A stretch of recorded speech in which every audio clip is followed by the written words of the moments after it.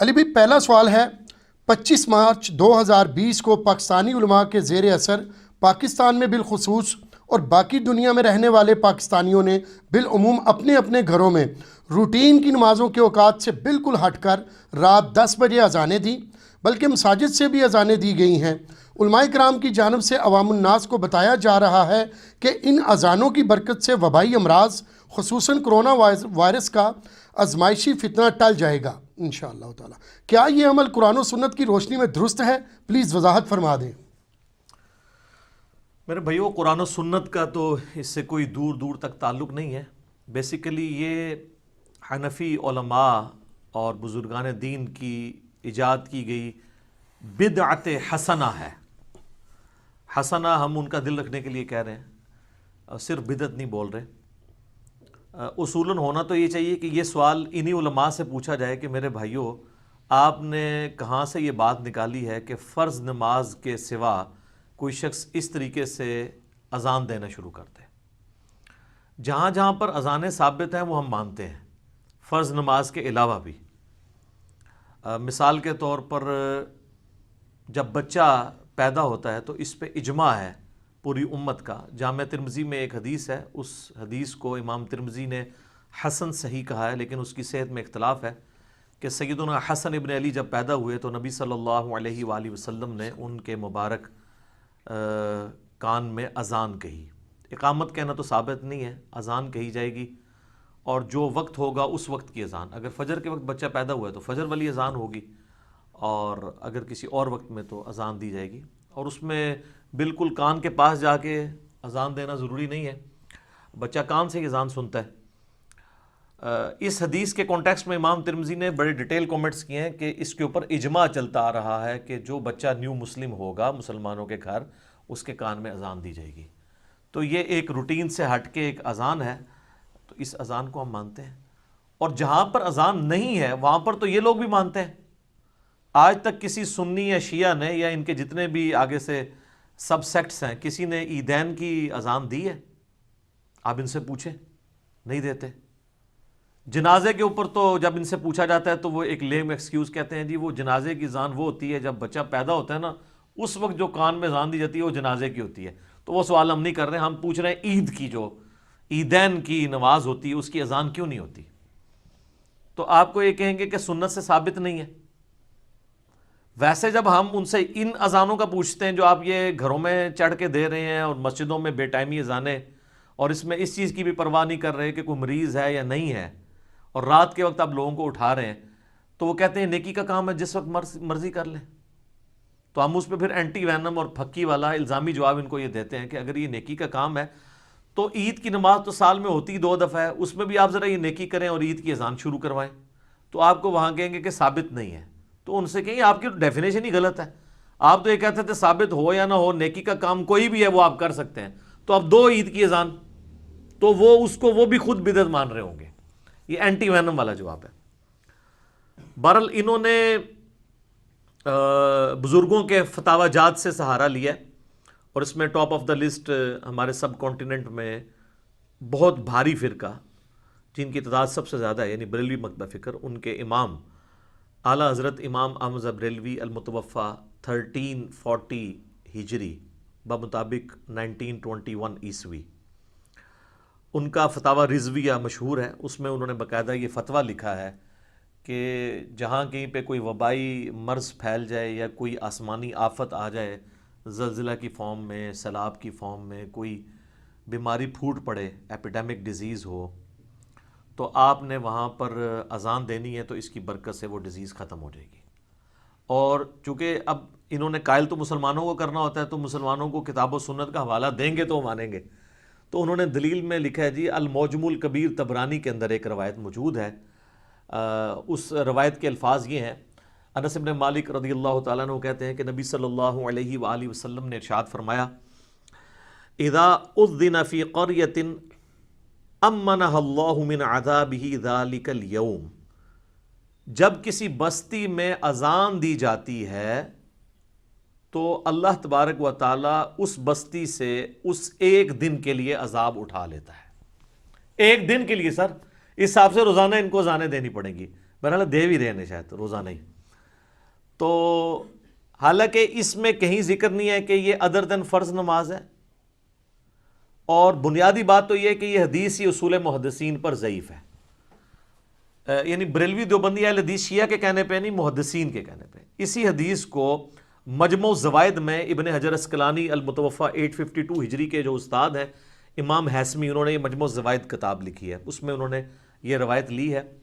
امام حیثمی المتوفی 807 ہجری, انہوں نے اس کے ساتھ لکھا ہے کہ اس میں ایک راوی ہے عبد الرحمن بن سعد بن عمار, یہ ضعیف راوی ہے.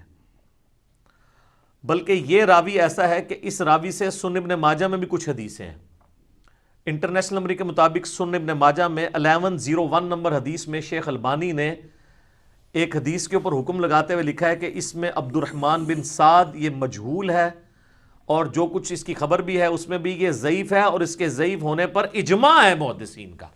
یعنی کوئی دو رائے نہیں ہے, اجماعی طور پر یہ بڑے کم راوی ہیں جو ہے اجماعی طور پہ ضعیف راوی ہیں, ان میں سے ایک یہ ہے. شیخ زبیلی زئی صاحب نے بھی اس پہ حکم لگایا اور کہا کہ یہ راوی ضعیف ہے اسی حدیث کے تحت. اگر کوئی اس روایت کو دھکے سے صحیح بھی ماننا چاہتا ہے تو اس میں تو یہ ذکر ہی نہیں ہے کہ وبائی امراض کے لیے, یہ تو ہے کہ جس بستی میں اذان دی جاتی ہے, مراد اس سے مراد عام اذانیں ہیں جو مسلمان فرض نمازوں کے لیے دیتے ہیں کہ اس کی برکات ہیں. اور پھر اس میں دوسری بات ہے کہ اس ایک دن کے لیے ہوگا, اس حساب سے تو روزانہ اذانیں دینی پڑیں گی. تو اس سے یہ رزلٹ نکالنا بالکل غلط ہے, یہ اجتہاد بالکل غلط اجتہاد ہے. اجتہاد وہاں پر کیا جاتا ہے جہاں پر کتاب و سنت سے کوئی دلیل موجود نہ ہو. جہاں پر کتاب و سنت سے دلیل موجود ہو وہاں اجتہاد کو دخل ہی نہیں ہے. المصنف ابن ابی شیبہ میں سیدنا عمر فاروق رضی اللہ تعالیٰ عنہ کا قول موجود ہے. میں نے اکثر بیان کیا ہے کہ قاضی شریح جو کوفہ کے چیف جسٹس تھے, ان کو جب خط لکھا حضرت عمر نے اپنے دور میں, تو انہوں نے اس میں لکھا کہ جب کبھی بھی تجھے کوئی مسئلہ درپیش ہو تو اللہ کی کتاب سے اسے تلاش کرنا, اللہ کی کتاب میں بھی نہ پاؤ تو پھر سنت میں تلاش کرو, سنت میں نہ پاؤ تو پھر تم امت کے اجماع میں دیکھنا کہ امت کس چیز کو لے کے چل رہی ہے, اور اگر اجماع میں بھی نہ پاؤ تو پھر تم اجتہاد کر لینا, یعنی کتاب و سنت کے دلائل کی روشنی میں یہ دیکھ لینا کہ کون سی چیز بہتر ہے, سچائی کے قریب ہے. اور پھر ساتھ فرمایا کہ اگر اجتہاد نہ کرو تو یہ تمہارے حق میں بہتر ہے. یعنی ضرورت نہیں ہے خام خواہ ایک فرضی کیسوں کے اوپر رزلٹ نکالنے کی. تو یہاں پر تو ہمارے پاس سنت موجود ہے کہ جب کبھی بھی کوئی آفات آتی تھی, کوئی آسمانی وبا پھوٹتی تھی, اس طرح کے جب بھی کوئی ایشوز آتے تھے تو اللہ کے محبوب صلی اللہ علیہ وآلہ وسلم جو ہے وہ نماز کی طرف متوجہ ہوتے تھے اور دعاؤں کی طرف متوجہ ہوتے تھے. بخاری مسلم دونوں میں حدیث ہے کہ اما عائشہ کہتی ہیں سلام اللہ علیہا کہ جب کبھی بھی آندھی آتی, تیز آندھی اور طوفان نظر آ رہا ہوتا, تو اللہ کے محبوب صلی اللہ علیہ وآلہ وسلم دعاؤں میں مشغول ہو جاتے ہیں اور کہتے کہ اے اللہ ان ہواؤں میں جو خیر ہے ہمیں اس خیر میں سے حصہ عطا فرما, یعنی بارش, اور جو اس میں شر چھپا ہوا ہے اس شر سے ہم تیری پناہ میں آتے ہیں. یہ آپ دعا کیا کرتے. تو اما عائشہ کہتی ہیں کہ میں پوچھا کرتی کہ اللہ کے محبوب صلی اللہ علیہ وآلہ وسلم آندھی آئے, ہوا چلے, باقی لوگ تو خوشیاں مناتے ہیں, اور آپ صلی اللہ علیہ وآلہ وسلم کے چہرے پہ آثار ایسے آ جاتے ہیں غم کے, تو اس کی کیا وجہ ہے؟ تو آپ صلی اللہ علیہ وآلہ وسلم نے فرمایا کہ عائشہ مجھے کیا خبر کہ ان ہواؤں کے اندر اللہ کا عذاب آ رہا ہے یا اللہ کی رحمت. کیا تجھے یاد نہیں کہ قوم عاد کے اوپر بھی تو اسی طریقے سے عذاب آیا تھا؟ نبی علیہ السلام نے سورہ احقاف کی آیت تلاوت کی, ان پہ جب آپ کو پتہ ہے نا اسی طریقے سے گرمی کا قحط کا فتنہ آیا تو ایک بہت بڑا بادل نمودار ہوا, تو وہ بڑے خوشی کے ساتھ اس بادل کے نیچے آ کے کھڑے ہوئے کہ ہم پہ برسے گا, تو اس بادل میں سے آگ نکلی. تو اللہ کے نبی علیہ السلام فرماتے ہیں مجھے کیا پتا کہ بادل میں سے آگ نکلے گی یا بارش. اچھا اب کوئی پوچھ سکتا تھا کہ اللہ کے نبی یہ تو فزیکل فینومینا آف نیچر ہے, لیکن اللہ کے نبی علیہ السلام کی نظر جو ہے وہ اسباب پر نہیں صرف ہوتی تھی, مسبب الاسباب پہ بھی ہوتی تھی. یہ ایمان کا اعلیٰ ترین درجہ ہے کہ آپ جتنے اسباب آپ کے سامنے اویلیبل ہیں ان کے ہوتے ہوئے بھی آپ اللہ پر نظر رکھیں کہ پتہ نہیں اللہ کے پیچھے کیا مرضی ہے. دعاؤں میں مشغول ہوتے تھے. بخاری مسلم میں یہ بھی حدیث ہے کہ جب کبھی قحط پڑ جاتا, اس سے بڑا کوئی وبائی یا کوئی آسمانی آفت ہو سکتی ہے کہ روٹی کھانے کو ختم ہو جائے, جب کبھی بھی اس طریقے سے قحط پڑتا تھا تو اللہ کے محبوب صلی اللہ علیہ وآلہ وسلم نماز استسقاء پڑھا کرتے تھے بارش کے لیے، 2 رکعت نماز جہرن ادا کیا کرتے تھے. اس کے بعد آپ علیہ السلام یوں ہاتھ اٹھا کے دعا کرتے، حتیٰ کہ صحابہ کہتے ہیں بغلوں کی سفیدی بھی دیکھتے، کیونکہ آپ کا عمومی لباس تہمد اور چادر ہوتا تھا. کرتا نہ پہنا ہو، اوپر بھی چادر لی ہو احرام کی طرح، اور یوں کوئی دعا کے لیے ہاتھ بلند کرے تو سفیدی بغل کی نظر آتی ہے. اور پھر آپ صلی اللہ علیہ وآلہ وسلم جو ہے وہ اللہ کے حضور گڑ گڑا کے دعا کرتے تھے بارش کے لیے. اور یہ صرف آپ کا عمل نہیں، بعد میں خلفائے راشدین کا بھی ہے. صحیح بخاری میں بڑی مشہور حدیث میں نے اکثر بیان کی ہے، 1010 نمبر حدیث ہے، 10 کہ حضرت عمر فاروق رضی اللہ تعالیٰ عنہ کے دور میں جب کبھی قحط پڑ جاتا تو انس ابن مالک کہتے ہیں کہ وہ نبی علیہ السلام کے چچا عباس ابن عبد المطلب کو لے کے آتے، نماز استسقاء کے بعد ان کو اللہ کے حضور وسیلے کے طور پہ پیش کرتے اور کہتے انا کنا نتوسل الیک بنبینا صلی اللہ علیہ وآلہ وسلم، اے اللہ بے شک ہم پہلے تیرے نبی کے توسل سے تیری طرف آیا کرتے تھے، اب یعنی ان کی وفات کے بعد ان کے چچا کو لے کے آئے ہیں، تو ان کی دعا کی برکت سے تو بارش نازل فرما، اور بارش نازل ہو جاتی. یہی صحیح وسیلہ شخصی ہے کہ جو نیک آدمی دنیا میں موجود ہے اس سے دعا کروائی جائے. وسیلہ شخصی کا عقیدہ بھی اس حدیث میں کلیئر ہو جاتا ہے، وہ الگ سے ٹاپک ہے، میری کئی ایک ویڈیوز وسیلے کے اوپر موجود ہیں، آپ یوٹیوب پہ جا کے لکھیں تو انشاءاللہ کھل جائیں گی. تو اس میں بھی نبی صلی اللہ علیہ وآلہ وسلم نے قحط سے بچنے کے لیے نماز پڑھی ہے. تو آپ سر دعائیں مانگیں، صلاۃ الحاجات، حاجتوں کے لیے نماز پڑھیں، تو یہ سنت اعمال ہے. یہ اذانیں شروع کی ہیں، اور معذرت کے ساتھ یہ اذانیں وہ لوگ دے رہے ہیں جنہوں نے زندگی میں کبھی نماز بھی نہیں پڑھی، وہ لوگ بھی اذانیں دے رہے ہیں. تو ان سے میری گزارش ہے کہ اذان دینے کے بعد آپ نماز پڑھ لیں. ٹھیک ہے مجبوراً اگر یعنی کیٹاسٹرافک کنڈیشن ہے، آپ مسجد میں نہیں جا پا رہے اور آپ نے اذان دی ہے، تو آپ فرض نماز کے ٹائموں میں کوئی اذان دے لیں اگر آپ اپنی دل کی تسلی کرنا چاہتے ہیں. یا آپ غیر مسلم ملک میں جہاں پہ اذان اس طریقے سے اوپن نہیں ہوتی تو آپ ٹھیک ہے گھر میں 5 وقت اذان دیں اور نماز قائم کریں، بالکل ٹھیک ہے. وہ ابو داؤد اور نسائی میں بڑی مشہور حدیث ہے نا کہ تیرے رب کو اس گڈریے پہ بڑا پیار آتا ہے جو اکیلا پہاڑ کی چوٹی پہ اذان دے کر نماز کو قائم کرتا ہے، اور پھر اللہ تعالیٰ فرشتوں سے فرماتا ہے کہ میں نے اس کو بخش دیا اور اسے جنت میں داخل کر دیا. سبحان اللہ. تو وہ اذان تو ہم جہاں جہاں اذان ہے ہم مانتے ہیں، ہم نے کیوں نہیں ماننی، لیکن یہ جو آپ نے دین میں طریقہ ڈیوائز کیا ہے اور پھر جب کوئی بندہ منع کر رہا ہوتا ہے تو اس کے اوپر فتوے لگاتے ہیں کہ نیکی کے کام سے روک رہا ہے، تو پھر میں آپ کو پھر وہی اینٹی وینم والا پھکی والا الزامی جواب دوں گا کہ آپ لوگ عیدین کی اذان کیوں نہیں شروع کرواتے. ان میرے کہنے تھے کرا ہی نہ دیو کدھر شروع. خیر یہ کرائیں گے بھی تو ہمارے پاس ان کے بزرگوں کی کتابیں ہیں، ان سے ہی ہم ان کی نفی کر دیں گے کہ یہ دیکھ لو تم نے بدعت شروع کی ہے، تو تمہارے بزرگ بھی نہیں مانتے. تو آپ کو یہ کہیں گے کہ جی وہ عید کی اذان ثابت نہیں ہے، تو ان سے کہیں نیکی کا کام ہے آپ کریں، گناہ تو نہیں ہے نا، منع کہاں ہے. وہی کہانیاں جڑیاں ہیں.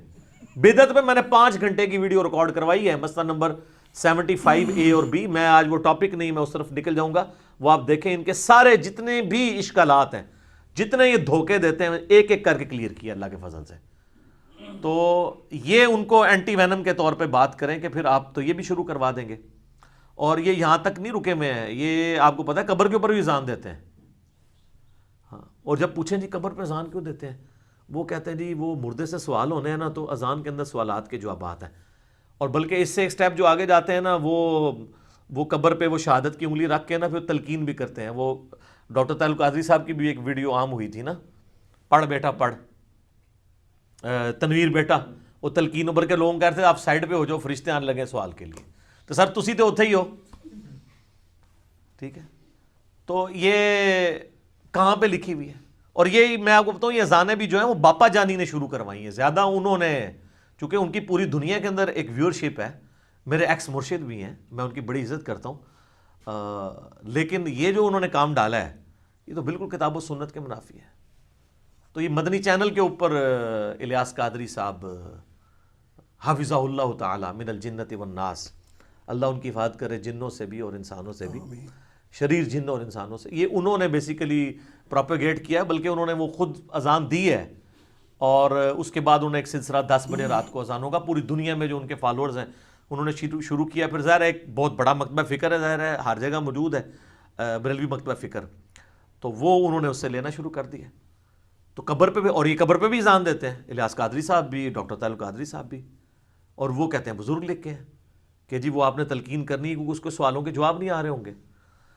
تو ہم یہ پوچھتے ہیں میرے بھائیوں کہ یہ آپ لوگ تلقین والی باتیں تو لیتے ہیں کہ جی ہم نے کرنی ہے بزرگوں سے، اس کی جو اصل ہے وہ تو بس اتنی ہے سنن نبی داؤد کے اندر کہ نبی صلی اللہ علیہ وآلہ وسلم نے فرمایا کہ جب تم اپنے بھائی کو دفنا چکو تو اس کی قبر پہ کھڑے ہو کر قبر کے سوالات کی استقامت کے لیے اس کے لیے دعا کرو، بس اتنا تھا۔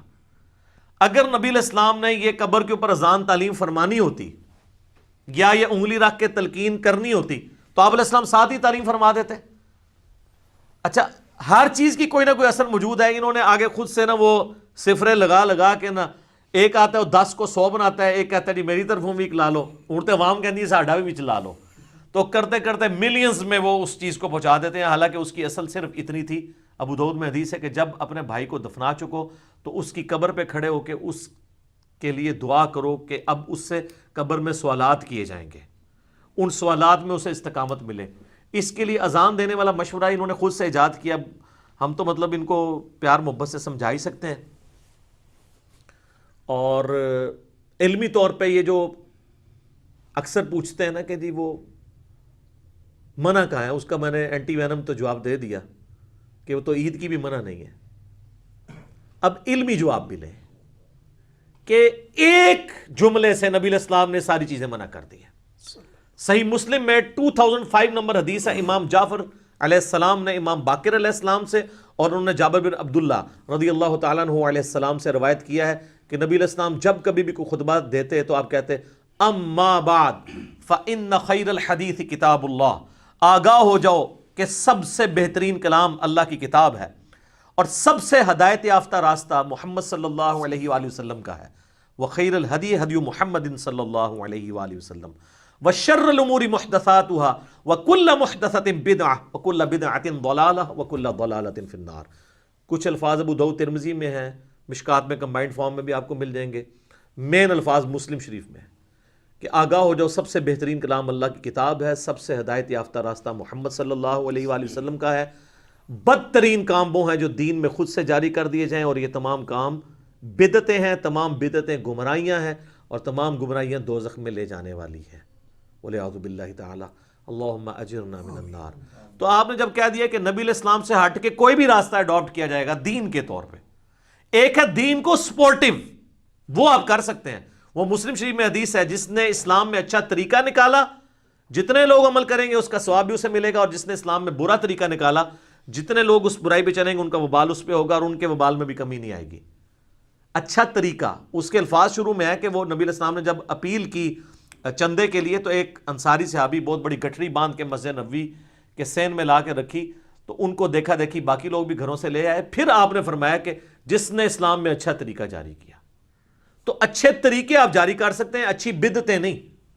بخاری مسلم بدعت نہیں ہے کیونکہ حدیثیں وہی ہیں، یہ اچھا طریقہ ہے۔ اس کے سافٹ ویئر بنا لینا اچھا طریقہ ہے، قرآن کی پرنٹنگ پریس پہ پرنٹنگ کرنا اچھا طریقہ ہے، گھڑی کے اوپر نماز کی ٹائمنگ کو ایڈجسٹ کرنا یہ اچھا طریقہ ہے، مسجد میں قالین بچھانا اچھا طریقہ ہے۔ کسی نے کبھی نیت کی ہے کہ اوپر اس قالین کے اور نیچے اس پنکھے کے سامنے اے سی شریف کے منہ طرف خانہ کعبہ شریف؟ حج پہ آپ ایروپلین پہ جاتے ہیں، یہ اچھا طریقہ ہے۔ حج کے تو جو ارکان ہیں وہ وہی ہیں، وقوف عرفہ تو وہی ہے، یہ تو نہیں ہے کہ وقوف عرفہ جو ہے وہ عرفہ کی بجائے وہ بدر میں یا احد میں ہونا شروع ہو گیا، وہیں پہ ہو رہا ہے۔ تو یہ دھوکہ دیتے ہیں خام خواہ۔ بدعت جو ہے وہ دین میں نبی علیہ السلام کے طریقے سے ہٹ کے کوئی بھی طریقہ جاری کیا جائے گا جو دین کے طور پہ، دین کو سپورٹیو جو طریقے ہیں، الیکٹرانک کاؤنٹر، تسبیح آپ استعمال کریں، ویڈیو کیمرہ، ہماری ویڈیو بن رہی ہے، یہ طریقہ ہے، لیکن بیچ میں جو کچھ بیان ہو رہا ہو وہ کتاب و سنت بیان ہو رہا ہو، ان دو چیزوں کو مکس نہ کریں۔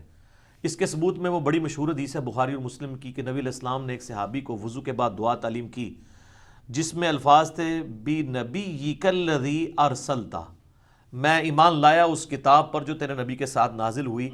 اچھا، اس صحابی نے جب وہ دعا ریپیٹ کی نا تو اس نے پڑھ دیا بِرَسُولِكَ الَّذِي أَرْسَلْتَ، میں اس کتاب پر ایمان لایا جو تیرے رسول کے ساتھ نازل ہوئی۔ نبی علیہ السلام فرمایا تو نے یہ الفاظ کیوں بدلیں؟ وہی کہہ جو میں نے کہا۔ حالانکہ وہ جسٹیفائی کر سکتا تھا کہ یا رسول اللہ نبی تو بہت ہیں، رسول تو گنتی کے ہیں، رسول سپرلیٹو ڈگری ہے، میں نے اس دعا کو بہتر کر دیا ہے، ٹیکنیکلی بہتر تو کیا تھا، لیکن نبی علیہ السلام فرمایا میرے الفاظ تو نے کیوں چینج کیے؟ تو جو نبی الفاظ نہیں چینج ہونے دے رہے ہیں وہ آپ کو اجازت دیں گے کہ آپ جو ہے چھتوں کے اوپر چڑھ کے اذانیں دینے شروع کر دیں فرض نماز کے علاوہ بھی؟ کتنا ظلم ہے. آپ صلی اللہ علیہ وآلہ وسلم کتنا سٹرکٹلی ان چیزوں کا خیال رکھتے تھے کہ کوئی شخص اس طریقے سے دین میں کوئی چیز داخل نہ کرے. اچھا یہ پھر آپ کو کہیں گے کہ جی وہ بخاری مسلم میں ایک حدیث ہے، ایک صحابی تھے، انہوں نے نبی الاسلام کے پیچھے نماز میں پڑھ دیا حمدن کثیرن طیبا مبارکن فی. تو نبی اسلام نے سلام پھیر کے پوچھا یہ کون پڑھ رہا تھا؟ ایک صحابی نے کہا میں. تو آپ نے فرمایا کہ میں نے 30 سے زیادہ فرشتوں کو دیکھا ہے اس ثواب کو لکھنے کے لیے، اس پہ آپس میں وہ جھگڑ رہے تھے. تو وہ کہتے ہیں دیکھیں اس صحابی نے خود سے دعا ایجاد کی ہے اور وہ تو فرشتوں کو بھی پسند آئی ہے، اللہ کے نبی کو بھی. نہ اس کے اوپر مور کس نے لگائی ہے؟ نبی صلی اللہ علیہ وآلہ وسلم نے. آج آپ کا بابا کوئی چیز ایجاد کرے گا وہ مور ہم کہاں سے لگوائیں گے؟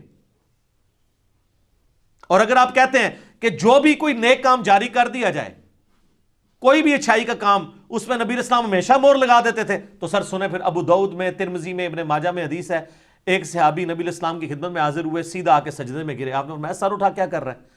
کہ یا رسول اللہ میں کوفہ شہر میں ہیرا نامی ایک جگہ ہے وہاں پر گیا تھا، وہاں پہ لوگ اپنے سردار کو سجدہ کرتے ہیں، آپ تو اللہ کے رسول ہیں، آپ تو ہمارے دین دنیا اور آخرت کے سردار ہیں، ہم آپ کو سجدہ نہ کریں؟ اجتہاد کیا نا سر. اجتہاد صحابی کا بھی کتاب و سنت کے خلاف ہو تو نہیں مانا جائے گا، بابوں کا اور بابیوں کا کہاں سے مانا جائے گا؟ تو میں پھر عرض کروں کہ مرنے سے پہلے اے مسلمان کر لے اس پہ غور، کتابوں کا خدا اور ہے، بابوں کا خدا اور یقین کر جب تو ایک دفعہ بھی غور کرے گا نا انجینئر صاحب کی ویڈیوز دیکھ کے، تیرے اندر سے آواز نکلے گی کیا کہ نہ میں وابی نہ میں بابی، میں ہوں مسلم علمی کتابی. اچھا وہ صحابی کو جب حضور نے کہا کھڑا ہو، تو جب اس نے آگے سے یہ کہا نا تو اللہ کے نبی علیہ السلام فرمایا جب میں فوت ہو جاؤں گا تم میری قبر سے گزرو گے، کیا میری قبر پہ بھی سجدہ کرو گے؟ کہا نہیں یا رسول اللہ. فرمایا پھر مجھے کیوں سجدہ کر رہے ہو؟ اگر میں سجدہ جائز سمجھتا تو بیویوں سے کہتا کہ اپنے خامدوں کو سجدہ کریں اس حق کے سبب جو اللہ نے ان کو دیا ہے. نبی علیہ السلام نے یہ نہیں کہا کہ عشق دے چلے نمبر لے گئے عقل والے ہیں انجے ہی عمرہ گالیاں، منع کر دیا.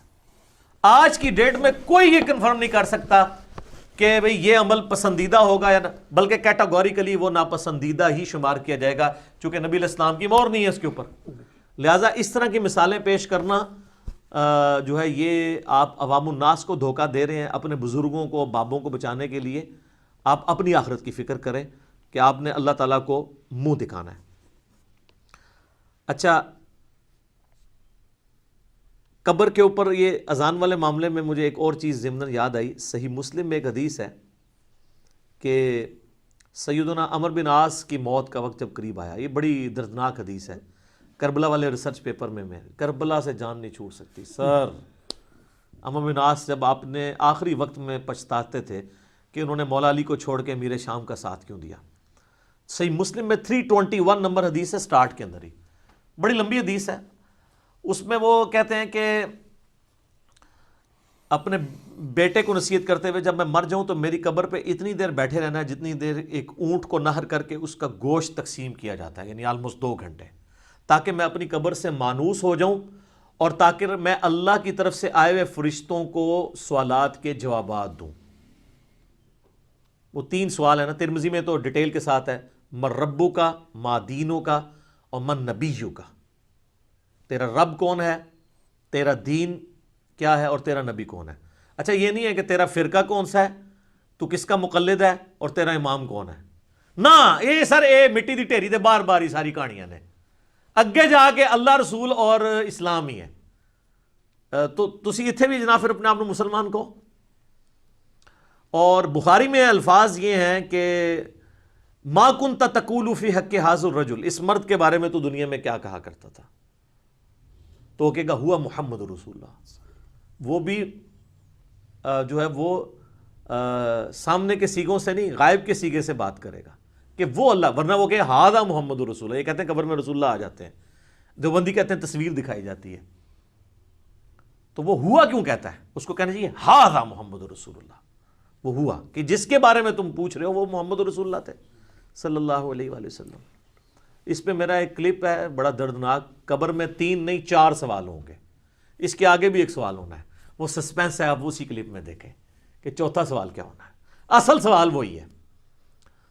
تو حضرت عمرو بن عاص کہتے ہیں کہ میں اللہ کی طرف سے آئے ہوئے جو فرشتے ہیں ان کو میں جواب دوں، تو بڑا اچھا موقع تھا. وہ کہتے ہیں کہ بیٹا ایک اذان بھی اونچی جی بانگ بھی دے دینا میری قبر تے تاکہ منو استقامت ملے.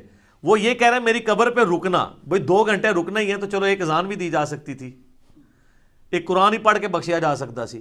کچھ نہیں کہا، انہوں نے کہا صرف ادھر رکنا ہے، رکیں دعائیں کریں قبرستان جا کے. صحیح مسلم شریف میں حدیث ہے، نبی الاسلام نے دعا نہیں تعلیم فرمائی، السلام علیکم اہل الدیار من المؤمنین والمسلمین وَإِنَّا إِن شَاءَ اللَّهُ بِكُمْ لَلَاحِقُونَ نَسْأَلُ اللَّهَ لَنَا وَلَكُمُ الْعَافِيَةَ. ٹھیک ہے، اے مومنین اور مسلمین جو یہاں پہ دفن ہوئے قبرستان والو، تم پر اللہ کی سلامتی ہو. ہم اللہ کے حضور تمہارے لیے اپنے لیے جو ہے وہ عافیت کا سوال کرتے ہیں، ہم نے بھی مر کے تمہارے پاس ہی آ جانا ہے، تو آپ دعائیں کریں. بالکل ٹھیک ہے. تو یہ بھی ایک جو قبر پہ اذان دینے والے ہیں ان کے لیے یہ ایک علمی جواب کے طور پہ ہے کہ سیدنا عمر ابن عاص رضی اللہ تعالیٰ عنہ نے اذان کا نہیں کہا بلکہ کہا میری قبر پہ اتنی دیر رکے رہنا. تو ان سے مشورہ لیتے تو یہ اذان کا مشورہ دے سکتے تھے. اچھا، اذان ایک ایسی مظلوم چیز ہے کہ اس کے ساتھ بہت ساری مت انہوں نے وابستہ کی ہوئی ہیں. اچھا، یہ لفظ ہم اردو میں جو لکھتے ہیں نا اذان، یہ لفظ غلط لکھا جاتا ہے. آپ دیکھیں اردو میں اذان لکھا جاتا ہے الف کے اوپر مد، وہ آذان بنتا ہے. وہ آذان جو ہے نا وہ غلط پروننسیشن ہے. یہ لفظ ہے آذان، الف کے اوپر زبر ہے، آذان، آذان نہیں ہے. الف جو ہے وہ حرکت کے ساتھ ہے اور ذال الف وہ الف مدہ ہے، وہ لمبا ہوگا کھڑی حرکت کے برابر، جسے حروف مدہ بھی کہتے ہیں. یہ لفظ ہے آذان، آذان نہیں ہے، آذان لفظ ہے. تو اذان کے ساتھ بہت کچھ وابستہ ہے. آپ نے یہ بھی سنا ہوگا وہ جی اپنی بدعتوں کو حلال کرنے کے لیے نا، وہ جی حضرت عمر نے الصلاۃ خیر من النوم کے الفاظ داخل کیے تھے جی اذان کے اندر. ہم کہتے ہیں ان کو ڈگری کن علماء نے دی ہیں، ان کی ڈگری بھی چیک ہونی چاہیے. بخاری، مسلم، ابو داؤد، ترمذی، نسائی، ابن ماجہ تو چھوڑ دیں، مشکات المصابیح تو سارے مدارس میں پڑھائی جاتی ہے.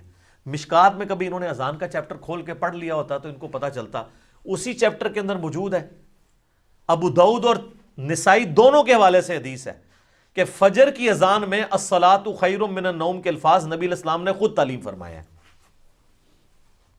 وہ تو ایک جعلی روایت ہے الموطا امام مالک میں، وہ بھی مشکات میں موجود ہے. اس میں امام مالک خود کہہ رہے ہیں کہ مجھے یہ خبر پہنچی ہے.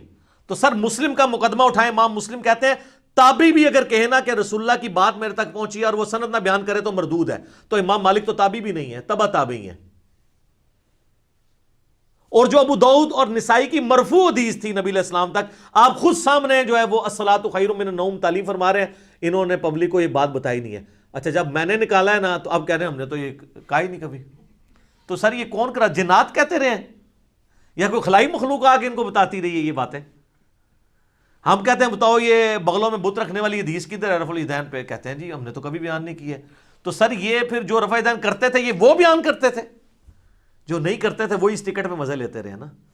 تو اب خیر آپ کی پبلک آپ کو نہیں چھوڑے گی، کیونکہ ہم نے ان کو اتنا جھنجھوڑا ہے کہ مرنے سے پہلے اے مسلمان کر لے اس پہ غور، کتابوں کا خدا اور ہے، بابوں کا خدا اور.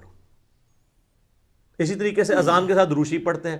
جب ہم کہتے ہیں یار یہ درود شریف اذان سے پہلے نہ پڑھیں، آپ بعد میں بے شک پڑھیں اذان سے ہٹ کے.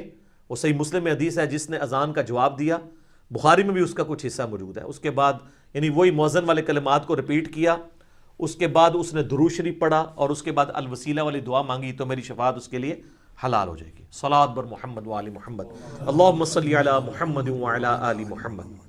وہ ٹھیک ہے، لیکن جو آپ نے ساتھ پہلے جوڑا ہوا ہے، ہمیں سیغوں سے بھی کوئی اختلاف نہیں. جس سیغے سے بھی آپ پڑھنا چاہتے ہیں آپ پڑھیں، کتاب و سنت سے جو بھی ثابت ہے. السلام علیکہ یا رسول اللہ قبر رسول پہ ثابت ہے. السلام علیکہ ایھا النبی، بخاری مسلم میں ہم آتا ہے کہ تشہد میں جو نبی علیہ السلام نے تعلیم فرمایا. اس سے سیغوں کے چکروں میں نہ پڑھیں. اصل اختلاف یہ کہ آپ نے اذان سے پہلے سے جوڑ دیا ہے، اور جو نہیں پڑھتا کہتے ہیں گستاخ رسول ہے. اور کہانی کتنی زبردست انہوں نے گھڑی ہے. واقعی وہ کہیں گے جی بتاؤ جو پڑھ رہا ہے وہ زیادہ محبت رسول اللہ ہے جو نہ پڑھ رہا ہے. تو ان سے پھر یہ پوچھیں کہ پھر حضرت بلال حبشی پڑھتے تھے؟ یہ تو خود غلام سعود سعیدی صاحب نے مسلم شریف کی شرح میں، بریلوی عالم ہے، انہوں نے لکھا کہ حضرت بلال ہم سے بڑے عاشق رسول تھے، وہ نہیں پڑھتے تھے، لہذا یہ بات نہ کیا کریں. اور پھر ہم ان کو علمی پھکی بھی دیتے ہیں کہ جامعہ ترمذی میں حدیث موجود ہے، انٹرنیشنل نمبر کے مطابق 2783، مجھے بائی چانس کا نمبر یاد ہے۔ عبداللہ بن عمر کے پاس ایک شخص کو چھینک آئی، اس نے کہا الحمدللہ والسلام علی رسول اللہ۔ تو عبداللہ بن عمر نے کہا یہ الحمدللہ والسلام علی رسول اللہ عام حالت میں تو میں بھی پڑھ لیتا ہوں کہ اللہ کی حمد اور سلام ہو نبی صلی اللہ علیہ وآلہ وسلم پر، لیکن چھینک کے اوپر نہ پڑھو، کیونکہ اللہ کے نبی علیہ السلام نے ہمیں چھینک پہ الحمدللہ یا الحمدللہ علی کل حال تعلیم کیا ہے، ادھر درود نہ پڑھو۔ تو شکر ہے وہ 295C نہیں لگی ہوئی تھی، ورنہ وہ کہتے آپ تو درود کے منکر ہیں، آپ تو گستاخ رسول ہیں۔ عبداللہ بن عمر کو یہ کہتے ہیں نا۔ تو عبداللہ بن عمر رضی اللہ تعالیٰ عنہ نے امت کو ایک عقیدہ دے دیا کہ عاشق رسول وہ ہے، محبت رسول کا دعوے دار وہ ہوگا جو نبی علیہ السلام کی تعلیمات کے مطابق چلے گا۔ تو یہ اذان کے ساتھ انہوں نے ایڈ کیا ہوا ہے، یعنی اذان کے ساتھ اتنا کچھ انہوں نے ملا دیا ہے اور اتنا کھلواڑ کیا ہے۔ چلے مجھے بائی چانس وہ چیز بھی یاد آ گئی، یہ جو حضرت بلال کے اوپر ایک قوالی بنائی ہوئی ہے انہوں نے، ٹھیک ہے، قوالیوں کا خدا اور ہے اور کتابوں کا خدا اور ہے۔ وہ نا قوالی سے ویسے نا عقیدے مشہور ہو جاتے ہیں، جیسے نور جہاں کے ترانوں سے کئی ایک غلط چیزیں امت میں انہوں نے خصوصاً پاکستانی نیشن کو سکھا دی ہیں نا، اس طرح کیونکہ وہ پھر چلی جاتی ہیں، اس طریقے سے چل پڑتی ہیں۔ اور یہاں پہ بھی انہوں نے نعتوں اور قوالیوں کے ذریعے وہ کہتے ہیں جی حضرت بلال جو ہے ان کی زبان میں لکنت تھی، وہ اشہد لا الہ الا اللہ کو اشہد لا الہ الا اللہ پڑھتے تھے سین۔ تو صحابہ نے شکایت کی کہ ان کی پروننسیشن جو ہے وہ سین اور شین کے اعتبار سے غلط ہے۔ تو نبی صلی اللہ علیہ وآلہ وسلم نے کسی اور صحابی کی ڈیوٹی لگائی، تو کہتے ہیں جی اس دن کوئی نہیں پھوٹی، یعنی جو صبح صادق والی ہوتی ہے، فجر کا وقت داخل ہوتا ہے، اور پھر حضرت جبرائیل علیہ السلام وہی لے کے آئے کہ جب تک حضرت بلال کے لیے آپ ڈسیزن نہیں کرتے نا نہیں یہ پو پھوٹے گی۔ تو پھر ڈسیزن ہوا، تو پھر صبح صادق ہوئی، تو حضرت بلال نے فجر کی اذان دی، اور لوگ کہتے ہیں سبحان اللہ۔ آپ کوئی پوچھ لے یہ کہاں لکھا ہوا ہے، کس جگہ پہ ہے، وہ کہتے ہیں جی قوالی نہیں تسی سنی۔ تو ہم کہتے ہیں میرے بھائی کہ ہم یہی تو آپ سے کہہ رہے ہیں کہ مرنے سے پہلے ہے مسلمان کر لے اس پہ غور۔ قوالیوں کا خدا اور ہے، کتابوں کا خدا اور، بابوں کا خدا اور ہے، کتابوں کا خدا اور، بابوں کا دین اور ہے، کتابوں کا دین اور، بابوں کا جہاں اور ہے، کتابوں کا جہاں اور۔ جہاں بھی ہے نا، بابے کا ایک اپنا جہاں ہوتا ہے، اس کا ایک اپنا ہی جہاں ہوتا ہے، ٹھیک ہے۔ تو بابوں کا جہاں اور ہے، کتابوں کا جہاں اور، ٹھیک ہے۔ یہ وہی ہے، ان کے جہاں ہی مختلف ہیں۔ سر صحیح مسلم شریف کھول کے دیکھیں، مشکات میں بھی آپ کو یہ حدیث اذان والے چیپٹر میں مل جائے گی۔ ایک سفر کے دوران رات کا آخری پہر ہو چکا تھا، تو صحابہ کرام نے مشورہ دیا یا رسول اللہ تھوڑی سی آرام کا موقع ہمیں مل جائے، تھوڑا سا آرام ہم کر لیتے ہیں۔ تو نبی علیہ السلام کی عادت تھی، آپ مشورہ مان لیتے تھے، آپ کی تو خواہش تھی کہ فجر پڑھ کے سویا جائے۔ بہرحال طے یہ پایا کہ حضرت بلال حبشی جو ہے نا یہ ڈیوٹی دیں گے اور باقیوں کو جگا دیں گے۔ اب سینکڑوں صحابہ کا لشکر تھا۔ یہ سر مولانا شریف نہیں ہے، مسلم شریف ہے۔ اللہ کرنا کیا ہوا، حضرت بلال پہلے تو نوافل پڑھتے رہے، کتنی دیر نفل کو پڑھے گا، پھر وہ اپنی سواری پہ چڑھے اور جہاں سے پو پھوٹتی ہے نا اس کی طرف اپنی سواری کا رخ کیا، انتظار کے اندر کہ یہ پو پھوٹے تو میں فجر کی اذان دوں۔ تو ان کو نا اونگ آ گئی، اونگ آئی تو وہ بھی سو گئے۔ سوئے کیا، سورج اچھا خاصا بلند ہو گیا، صحیح مسلم کے الفاظ ہیں اچھا خاصا بلند ہو گیا، یعنی آج کل دے صاحب نہ تسی کہہ رہے ہو 9-10 بجے کا ٹائم ہو گیا۔ نبی علیہ السلام کی آنکھ سب سے پہلے کھلی اور آپ علیہ السلام نے حضرت بلال سے کہا، تو حضرت بلال رضی اللہ تعالیٰ عنہ نے کہا یا رسول اللہ جس طرح آپ پہ نیند طاری ہو گئی مجھ پہ بھی نیند طاری ہو گئی، ٹھیک ہے۔ اس میں تو کوئی ویسے آج کل یہ کوئی جملہ بولے تو گستاخی میں شمار ہوتا ہے، لیکن نبی علیہ السلام نے اپنے صحابہ کی یہ ٹریننگ نہیں کی ہوئی تھی کہ کوئی علمی دلیل سامنے رکھے تو اس پہ گستاخی کا فتویٰ لگا دو، بالکل جینون بات ہے۔ تو نبی علیہ السلام نے کہا یہاں سے اٹھو، اس علاقے سے ہی ہم نکل جائیں جہاں پہ ہم پہ یہ غفلت طاری ہوئی ہے۔ تھوڑی دور جا کے آپ نے سواریاں روکی، پھر آپ نے کہا بلال اذان دو، اذان دی اور سورج اتنا بلند ہے، آپ نے فجر کی نماز جماعت کے ساتھ ادا کی، اور پھر فرمایا کہ جو شخص بھول جائے یا سویا رہ جائے، جس وقت اسے یاد آئے یا وہ اٹھ جائے وہ اسی وقت نماز پڑھ لے، اس کے لیے وہی نماز کا وقت ہے۔ اچھا اس کو مس یوز بھی لوگوں نے کیا ہے، روزانہ نہیں ہے نا، کبھی کبھار ایسے ہو جائے، یہ نہیں ہے کہ روزانہ اگر کسی نے لیٹ نائٹ جاگنا ہے تو پھر فجر پڑھ کے سویا کریں، بجائے یہ کہ آپ آخری پہر میں سوئیں۔ تو حضرت بلال کی عزت سٹیک پہ لگی ہوئی تھی اس ایک دن، ہونا چاہیے تھا کہ اس دن کم از کم نہ سورج نکلتا، حضرت بلال کی عزت کی پاسداری اگر اللہ تعالیٰ کرتا۔ لیکن وہ واقعہ قوالی میں ہے، جو وہ قوالیوں کا واقعہ ہے، یہ کتابوں کا واقعہ ہے، مسلم شریف کا۔ اس واقعے کی میں نے انجینئرنگ کر دی، بالکل جعلی اور جھوٹا واقعہ ہے سر۔ جو آپ کو بتا رہے ہیں نا، سب کچھ غلط ہی بتا رہے ہیں۔ کوئی ایک شاید اسی دسو انہوں نے صحیح تو ہم دسی ہوئے، سوائے اس کے کہ انہوں نے آپ کو بتایا کہ قرآن اللہ کی کتاب ہے، یہ پھر بھی نہیں بتایا اس کے اندر لکھا کیا ہوا ہے، کیونکہ اس میں تو لکھا ہے ایاک نعبد و ایاک نستعین، وہ بھی بتانے جوگے نہیں ہیں، یہ انہوں نے بابوں کو پکارنا ہوتا ہے۔ تو ہر چیز میں انہوں نے دھوکہ دیا۔ تو یہ مجھے ایک اچھا موقع ملا کہ میں آپ لوگوں کو بتاؤں کہ یہ جو آپ وبائی امراض سے اور کرونا سے، آفات سے بچنے کے لیے اذانیں دے رہے ہیں، سر اذان دے کے نا نماز بھی نال پڑھ لیا کرو۔ ویسے بھی آج کل تو اکثر لوگ گھروں میں نماز پڑھ رہے ہیں، یورپ اور امریکہ کے اندر بھی اور پاکستان میں بھی۔ تو اس صورتحال میں اگر اذان دینا چاہتے ہیں ضرور دیں، لیکن نماز کی اذان ہو، وہ آپ وہ اجتہاد کر سکتے ہیں۔ تیرے رب کو اس گڈریے پہ بڑا پیار آتا ہے جو پہاڑ کی چوٹی پہ اکیلا کھڑے ہو کے اذان دے کے تو جماعت قائم کرتا ہے، خود ہی اکیلا نماز پڑھتا ہے، ابو داؤد اور نسائی کی حدیث۔ باقی وہ فرض نماز کے لیے چھڑیاں زانا نہ کچھ نہیں ہونا، نماز پڑھیں، دعائیں مانگیں، اور اس طرح کی ایکٹیویٹی سے آپ پرفارم کرتے ہیں، پھر دین میں ہر بندہ آ کے اپنے اعتبار سے چیزیں داخل کرنا شروع کر دیتا ہے، اور اس کا اینڈ رزلٹ کوئی نہیں ہوتا۔ نماز کے اوپر ایمفسائز کریں۔ اور یہ جو کوارنٹین میں اکثر لوگ گئے ہوئے ہیں، کرنٹینہ آئسولیشن میں لوگوں کو انہوں نے کیا ہوا ہے، سر اس ٹائم کو یوٹیلائز کریں، اپنے بیوی بچوں کو بٹھا کے قرآنی ترجمے سے سنوا دیں، آڈیو میں خود پڑھ دیں، گھر میں جماعت کروا لیں، کم از کم دین کے ساتھ جڑنے کا آپ کو اللہ تعالیٰ نے ایک موقع دیا ہے، اس ٹائم کو ضائع نہ کریں۔ اور اس سے پہلے اگر کتاب و سنت کی وعیدوں سے نہیں ڈرے تو اب کرونا سے ہی ڈر کے نماز شروع کر دیں، کیونکہ نماز کے بغیر تو بندہ کچھ نہیں میرے بھائیوں۔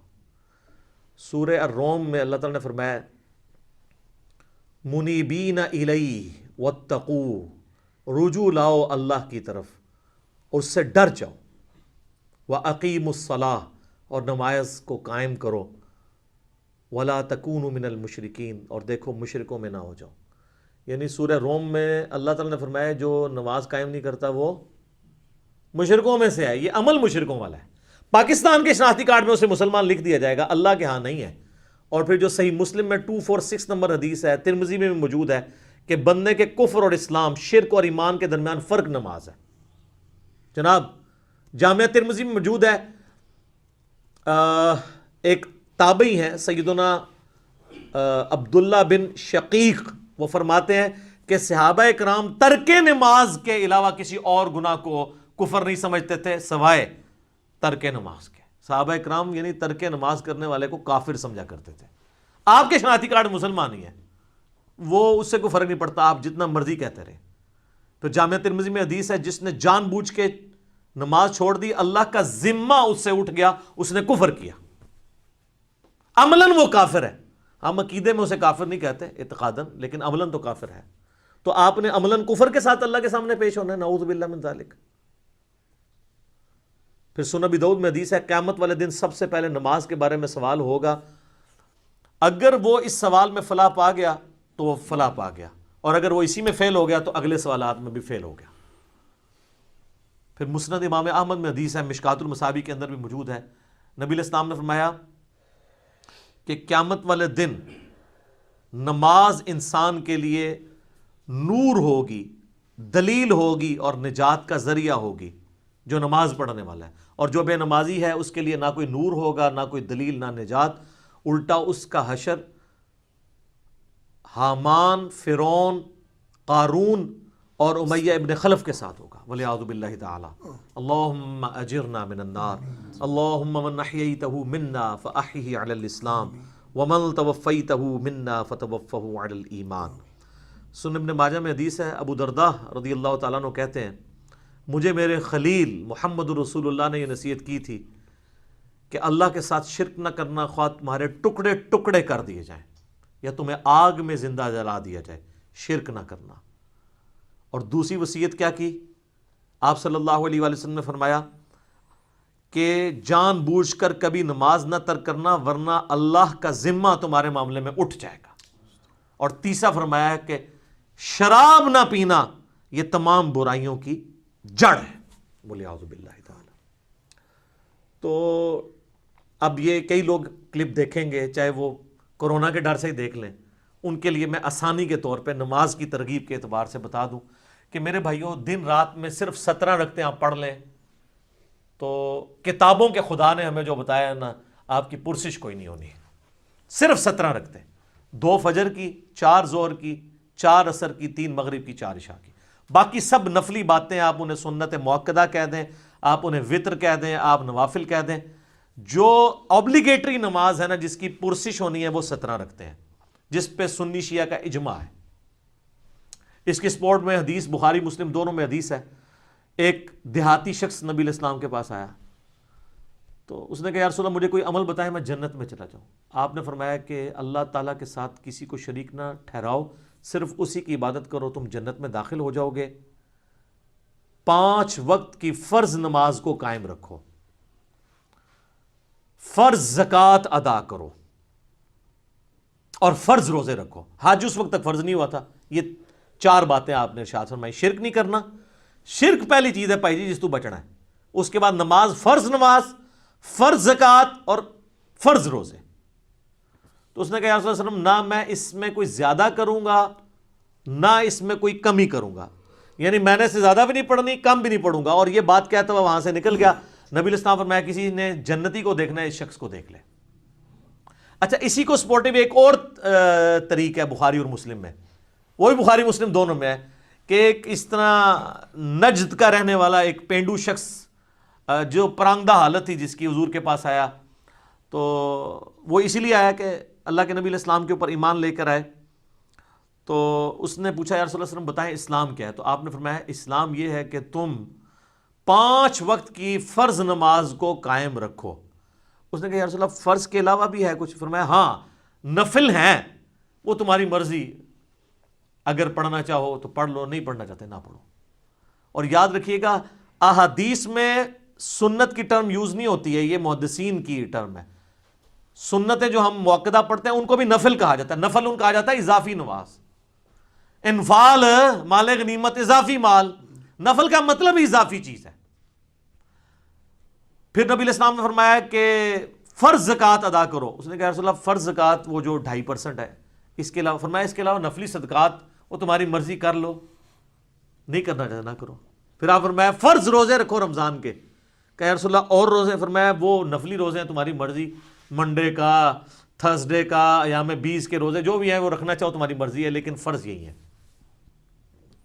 تو اس نے کہا کہ اس رب کی قسم جس کے قبضے قدرت میں میری جان ہے، نہ میں اس میں کوئی زیادتی کروں گا، بس جتنا دسیا اس تو اگے نہیں، میں نہ اس میں کبھی کروں گا.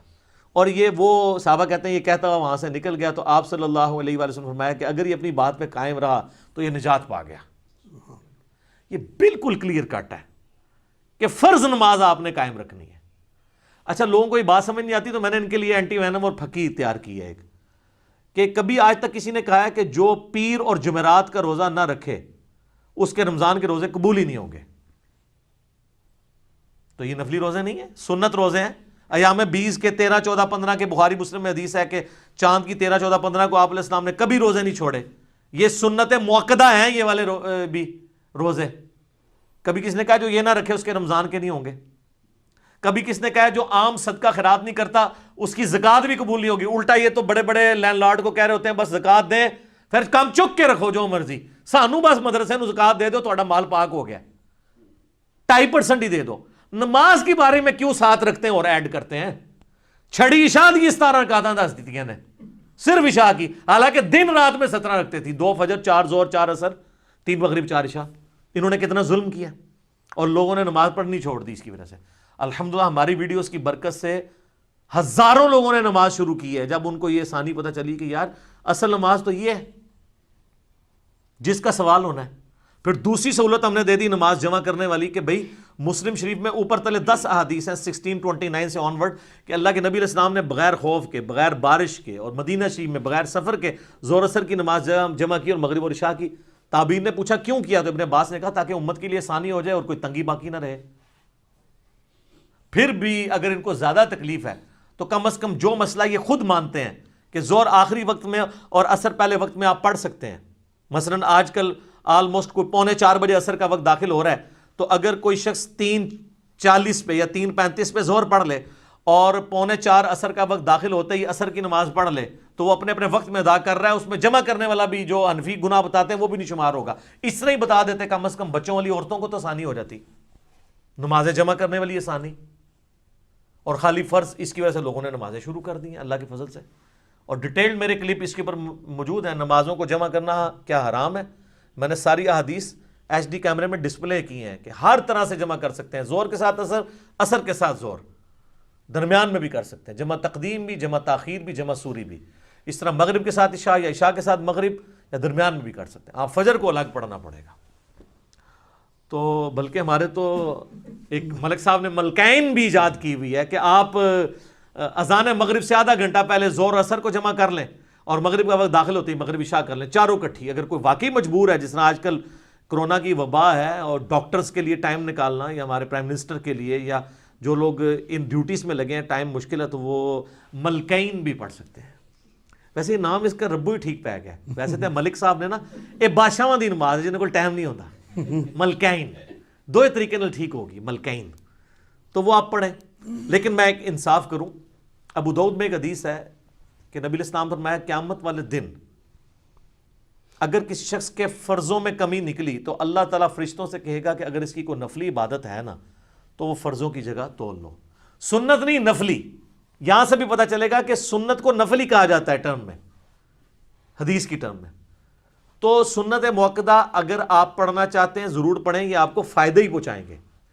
اور کئی لوگوں نے فرض شروع کیا، آہستہ آہستہ خود بخود سنت کے اوپر آ گئے، لیکن شروع میں آپ لوگوں کو تکلیف میں ڈالیں گے نا تو یہ آپ زیادتی کر رہے ہیں۔ وہ بخاری مسلم میں حدیث ہے کہ نبی علیہ السلام فرمایا جو فرض کے علاوہ 12 رکعتیں پڑھ لے اسے جنت میں محل ملے گا، 4 ظہر سے پہلے، 2 ظہر کے بعد، 2 مغرب کے بعد، 2 عشاء کے بعد اور 2 فجر سے پہلے۔ اس کے اوپر میرے لادہ سے کلپ موجود ہے۔ اور باقی وطر جو ہے وہ یعنی سنت موقدہ وہ بھی ہے۔ سنن کبریٰ البیہقی میں، المصنف ابن ابی شیبہ میں مولا علی کا قول ہے کہ وطر سنت ہے، سنت ہے، سنت ہے، مگر اسے مت چھوڑو، پڑھ لو۔ اور صحیح بخاری میں موجود ہے، قاسم بن محمد بن ابی بکر کہتے ہیں کہ میں نے صحابہ کرام کو 3 رکعت وطر پہ پایا ہے، البتہ ایک پڑھنے میں حرج نہیں ہے، جواز کی حد تک درست ہے، پسندیدہ نہیں ہے۔ ویسے تو نہ بھی پڑھے کوئی مسئلہ نہیں ہے، فرض نماز ہے، اور اگر کوئی بالکل سست ہے تو ایک ہی پڑھ لے۔ الموطا امام مالک میں فاتح ایران سعد ابن ابی وقاص کے بارے میں امام مالک نے نقل کیا ہے کہ وہ پوری زندگی عشاء کی 5 رکعتیں پڑھتے تھے، 4 فرض اور 1 وطر، پوری زندگی۔ تو ان کے اوپر تو کوئی فتویٰ نہیں لگا کہ سنت موقدہ چھوڑ دی ہے۔ اچھا اب ہم یہ حدیثیں نکالتے ہیں تو یہ کہتے ہیں یار یہ عوام کے سامنے تو نہیں گلاں کرنی چاہیے۔ سر عوام کے سامنے ہی تو کرنی چاہیے، خواص تو پہلے ہی اللہ کے فضل سے اتنی نمازیں پڑھ رہے ہیں، وہ تو پڑھتے رہیں گے۔ عوام الناس تو پڑھتی کوئی نہیں ہے، ان کو پڑھانے کے لیے باتیں کرنی پڑ رہی ہیں۔ یا تو کہ میرے کہنے سے لوگوں نے تہجد اشراق چاہت چھوڑ دی ہو، یا میں نے خود چھوڑ دی ہوئی ہو، پھر تو آپ کو بلیم کریں۔ اور اگر کوئی چھوڑ بھی دیتا ہے تو اس کے اوپر کوئی اس طرح کی گرفت تو نہیں ہے۔ لیکن جو نہیں پڑھ رہے، مجھے کئی لوگوں نے یعنی خود رابطہ کر کے کہا کہ جی ہمارے گھر والے نماز نہیں پڑھتے تھے، جب سے پتہ چلا تو یہ نماز شروع کر دی ہے کہ یار فرض رکھتے ہی پڑھنی ہے۔ پھر آہستہ آہستہ کئی لوگوں نے کہا آہستہ آہستہ پھر خود سنت کا بھی شوق پیدا ہوا۔ انہوں نے جو ظلم کر کے اتنی لمبی لمبی رکھتے لوگوں کو بتائی ہیں اور اس کی وجہ سے لوگ متنفر ہی ہوئے ہیں۔ تو چلیں یہ کرونا کی اس شر میں سے یہ خیر نکلی ہے کہ ہم نے آپ کو کئی ایک باتیں بتا دی ہیں، اذان سے ریلیٹڈ بھی، نماز سے ریلیٹڈ بھی، اور یہ آج کل گورنمنٹ کی طرف سے چونکہ پابندی ہے، آپ کو پتہ ہے یورپ اور امریکہ میں تو ظاہر ہے وہ تو وہاں پہ تو کسی کا زور نہیں ہے، تو اپنے گھروں میں یورپ اور امریکہ میں جو لوگ نماز پڑھ رہے ہیں ہر نماز کے ساتھ اذان بھی دیں، اقامت بھی کہیں، اور اس کے ساتھ آپ نماز پڑھیں، چھڑیاں زانا نہ دو۔ اور ہمارے ملک کے اندر بھی گورنمنٹ نے تھوڑی سختی کی ہے اس حوالے سے، اور اس میں ہمارے بھی کچھ ریزرویشن ہے۔ بہرحال جو بہت بیمار لوگ ہیں یا بوڑھے لوگ ہیں وہ تو ظاہر ہے کہ ونریبل ہیں بہت زیادہ، تو انہیں اپنے گھروں کو ہی کوارنٹین کر لینا چاہیے، وہیں پہ بیٹھ جائیں۔ اور باقی لوگ جو ہیں وہ جو گورنمنٹ اور علماء کرام نے آپ کو احتیاطیں بتائی ہیں ان کے ساتھ آپ معاملات کو لے کے چلیں. تو باقی اگر کسی نے پھر بھی گھر نماز پڑھنی ہے تو گھر میں ضرور اذان دے, افضل ہے کہ فرض نماز کے لیے دے. البتہ یہ جو باہر اذانیں ہو رہی ہوتی ہیں یہ کافی ہیں, گھر میں جماعت قائم کرنے کے لیے آپ کو الگ اذان دینے کی ضرورت نہیں ہے. اگر آپ دینا چاہتے ہیں تو وہ اس حدیث پہ بالکل قیاس درست ہے جو ابو داؤد اور نسائی میں ہے کہ تیرے رب کو اس گڈریے پہ بڑا پیار آتا ہے جو اکیلا. ظاہر ہے اب یورپ امریکہ میں تو اذانوں کی آواز نہیں آتی, وہ تو گڈریے کی مانے دی ہے نا, وہ چارے دور دور آباد ہیں وہاں پہ اگر کوئی دیر ہے.